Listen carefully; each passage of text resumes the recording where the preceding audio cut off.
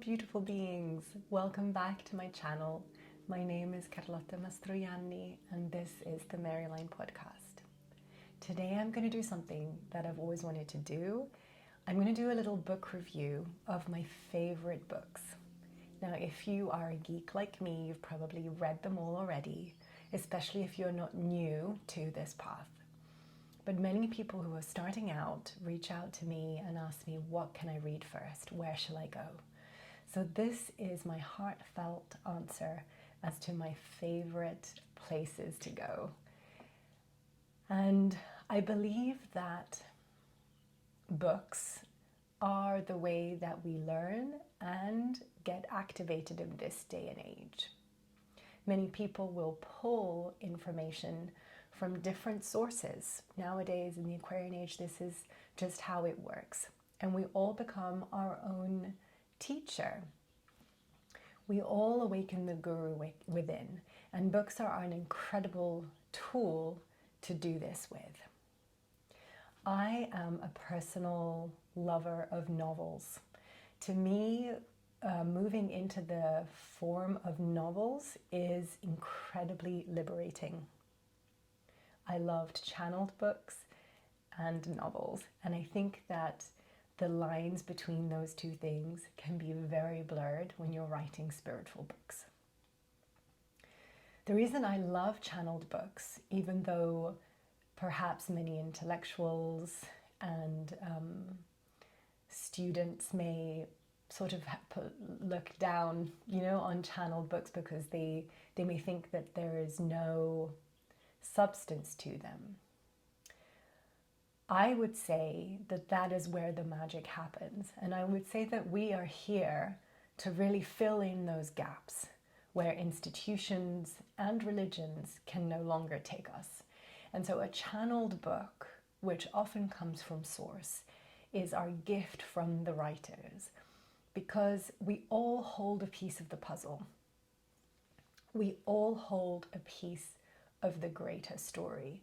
And it's really reading in between the lines that helps us put our own truth together, our own stories together. So when you read a book, you are always welcome to just take what resonates and leave the rest. Just as when I am now going to go through these books, you will see which ones resonate with you, which ones feel like the truth, and which ones don't. And you will begin to paint your own tapestry and filter it through your own system to get a real understanding of how you're connecting to the material of the Marys. So I'm going to start with novels, and then I'm going to start with, I'm going to continue with some other books that I think are fundamental, and that however, some of them are based on old ancient texts, which I think is also a beautiful study and part of the process. And some of them are just bringing back some of those old traditions that we may have forgotten.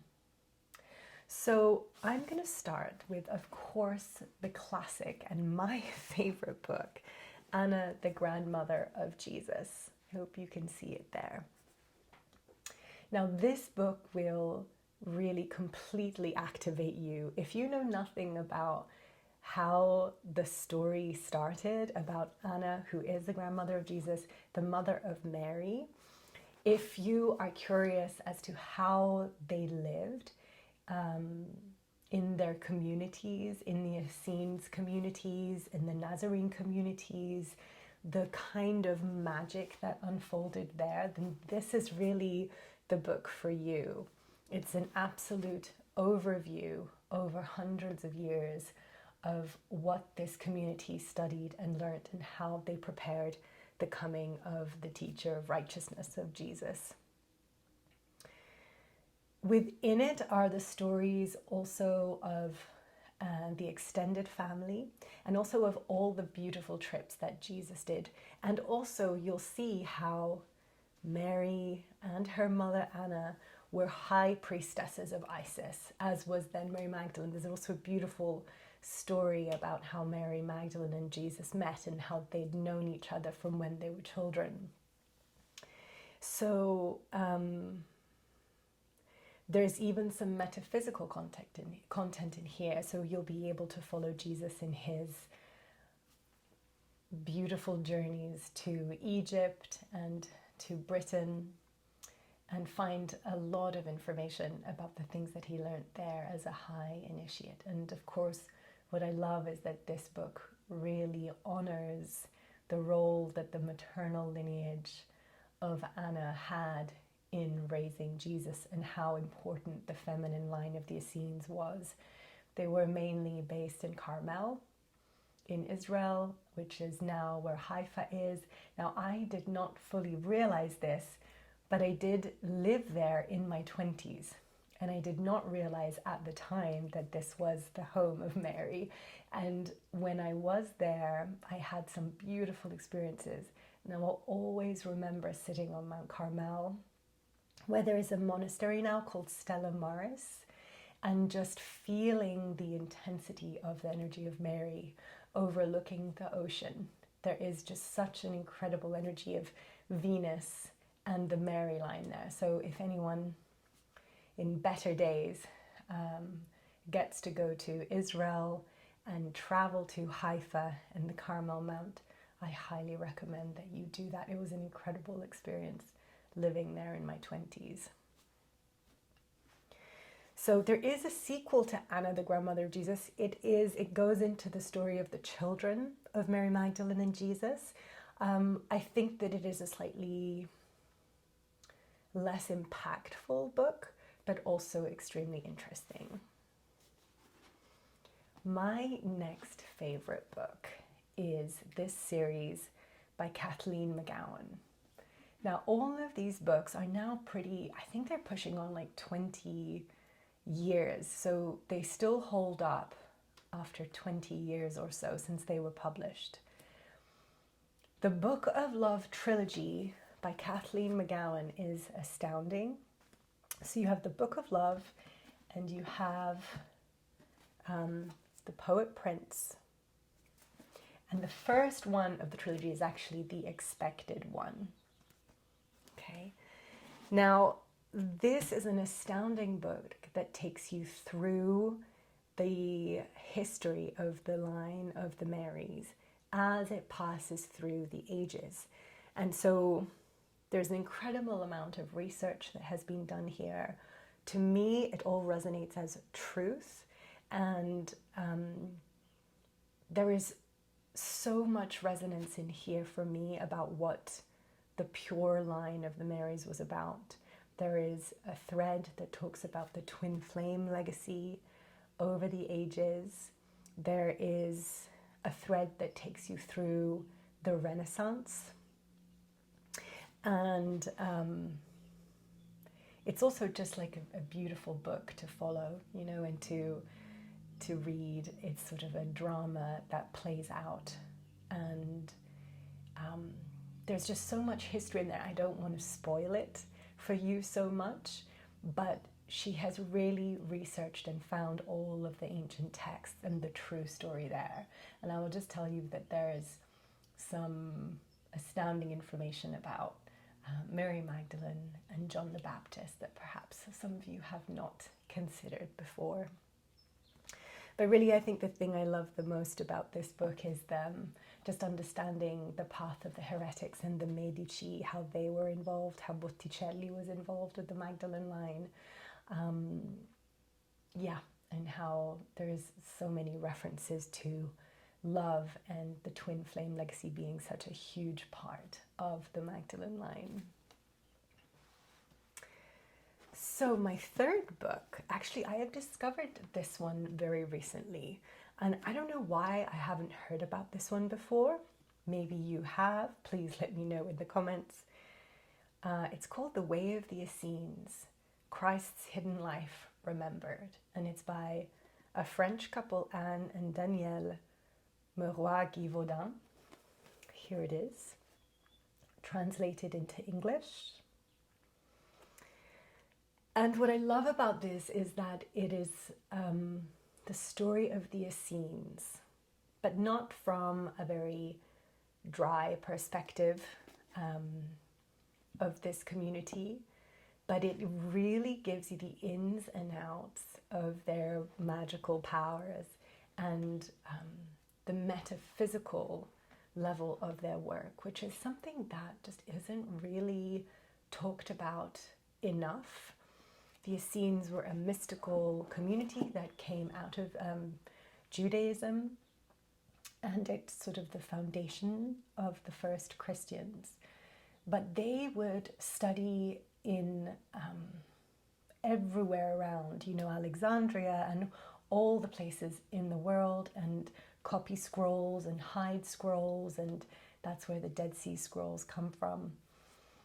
And so they were the keepers of the knowledge. But when you really look back, far back, at what knowledge they were really keeping, it was Atlantean knowledge, and it was the knowledge of the star people. And in this book, you'll get a deeper understanding of that, because I think that's the piece that we often don't talk about. So not only do they talk about the kinds of alchemy and magic and metaphysical understanding that they had of what it meant to go through resurrection and ascension and to become a fully enlightened being, but they also talk about the Atlantean connection. They talk about the Venusian connection as well. So they venerated the moon, sun goddess, and the moon, sun goddess and star was Venus. Now, if you haven't heard about this before, I did a transmission last week that you can go back and check, and you can actually do a meditation and receive the transmission from this moon, sun energy. So they would pray to moon, sun in the morning and night and connect to the energy of Venus. There's even a part in the book, which I love, where a literal spaceship comes down from the heavens and the angels of Venus speak to the Essenes and teach them how to ascend, essentially. And I really firmly believe that the seraphim angels and the archangels worked with the Essenes as well. And we have to think about these as the original star people. Now we think about them as aliens, and I think this is a huge distortion of the truth. But I just ask you to feel into your hearts what resonates for you. And to me, I have had so many experiences where I have seen and felt and also read at this point accounts of the seraphim angels coming in to hermetically seal the Essenes in Qumran especially.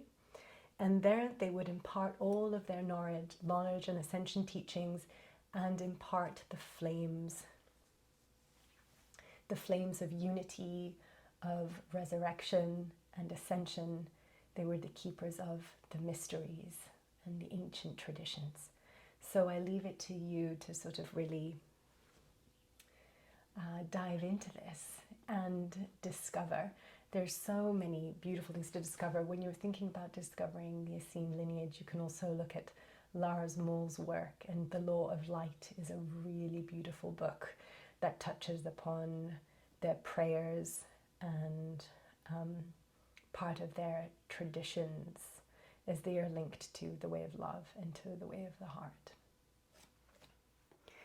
So those are my favorite channeled books, but of course, if you want to get into more of some texts, I would start with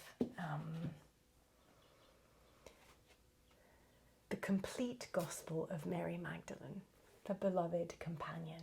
Now, this is a version of the Gospel of Mary Magdalene that perhaps we don't look at enough. Again, maybe it's one of the more buried ones.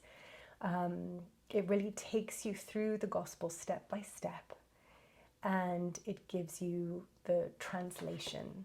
But what I think is really important to know about this version is that this comes directly from Mary Magdalene's community as it has been upheld since the Holy Family moved from Palestine to France. the original documents were given straight to the hands of this lineage, and this lineage is the one that holds the original documents, and that is actually the lineage that you will learn about through the Kathleen McGowan books, the Book of Love, and the other ones that I showed you, the Expected One, and so on and so forth. And so this to me really feels like a treasure. This person, this writer, I don't know how to pronounce it, Jehanne de Quillan, risked her life to publish this information, which had been kept very insulated for hundreds of years since Mary Magdalene arrived. And so I think it's just a very precious book to read. I also love that there are many references to the Holy Spirit actually being a feminine force. We still think of the Holy Spirit as being masculine. I think this is the church is doing. The Holy Spirit is a flame, a Shekinah, an energy that is very feminine. And the priestesses, the Mary priestesses, were the keepers of this flame. So you'll often see in paintings Mother Mary bestowing this flame into the crown of the disciples. There's a beautiful painting in Lourdes where you'll see the disciples with a flame in their head, and this is because they have been given the transferal of the holy fire into them, and Mary was the keeper of this. And you'll get a much greater sense of this from this particular version of the Gospel of Mary Magdalene. Now, there is also the wonderful Mary Magdalene Revealed by Meggan Watterson. This is a wonderful modern take from a feminine theologist. She has a wonderful character and kick to her writing. And it's called The First Apostle, Her Feminist Gospel, and the Christianity We Haven't Tried Yet. So all in all, this is a wonderful way in. Meggan Watterson talks about the great unsayable love that Jesus and Mary Magdalene shared, and of this feminine path of love. And I think she has a really beautiful interpretation of the scriptures. Completely aside from this book, I would say though that for me personally, there has been over the years a little bit of an obsession with reading the Gospel of Mary Magdalene. And I feel that when we get really stuck into learning about texts, I mean, there's so much gold to be mined there, obviously, and so much learning. But I feel that, you know, you're still looking at a text that was written 2,000 plus years ago. And the Gospel of Mary Magdalene was not written by Mary Magdalene. It was most likely written by a very big fan of hers, right? So when we first start to look into it, it might feel like this is it, you know, this must be the gold, the thing that we need to be studying. But I think that's where, when we channel, we can open up our views of those pieces that we're missing, that are not in the texts, right? That are not necessarily found anywhere but in our hearts, right? And in the knowing of our hearts and our wombs. And so, speaking of our wombs, got 2 more books to go here.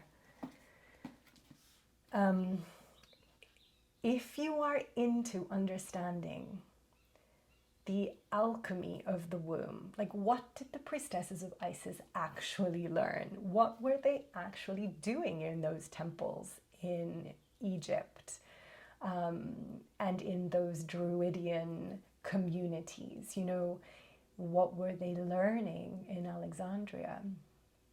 Well, they were learning wombic consciousness. They were learning this deep alchemy between the polarity of the masculine and feminine. This is what comes through for me time and time again when I work with Isis. And if you want to get into the alchemy and really understand, this also goes into, you know, the shamanic space of the womb, the deep alchemy of the twin flame union.